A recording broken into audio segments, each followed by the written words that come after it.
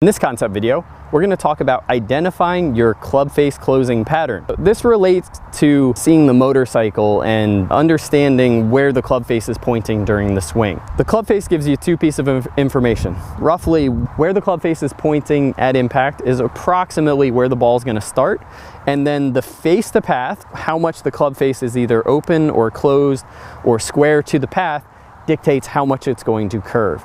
So it's really important to pay attention and use feedback so that you understand what your club face pattern is. Oftentimes when I'm giving lessons, a golfer will say that, well, the club face is open, maybe I need to strengthen my grip.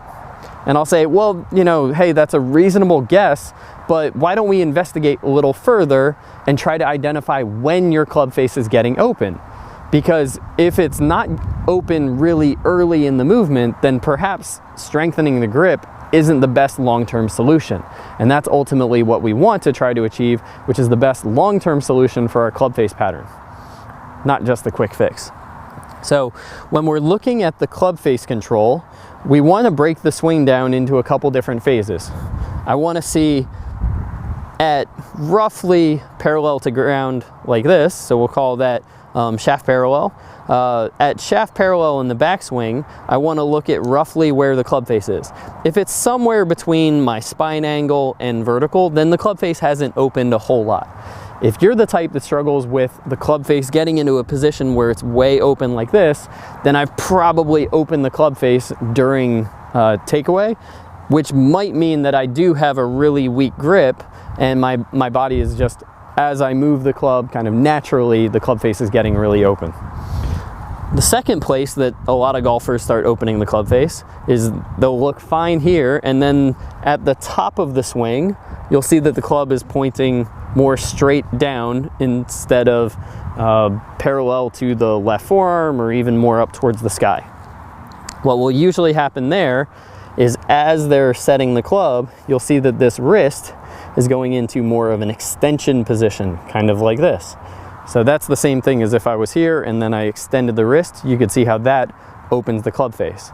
So if I get that club face in a really open position there, I've just got to make sure that I do a really good job of closing it pretty aggressively on the way down. The last checkpoint before impact would be at shaft parallel on the way down and looking if the club face is roughly parallel to my spine angle, or at least between parallel to my spine angle and vertical. So somewhere between here and there.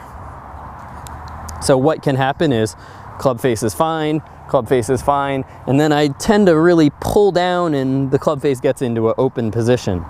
Or the club face is fine, the club face is past vertical, but I still come into the golf ball with an open club face. So this can help me figure out the phase of the swing where I'm losing the club face control and ultimately what I need to do with the arms and the hands in order to get it back. Because really, it's the wrist and the arms and the hands and the forearms that control the club face position more so than the body pivot. So you're either going to be struggling with opening or closing the face in the takeaway, during setting the swing, during transition, or during the release. But by using this framework, you'll be able to figure out exactly when you're losing the club face, which will give you a much better opportunity for using one of the related drills for being able to solve that specific club face issue.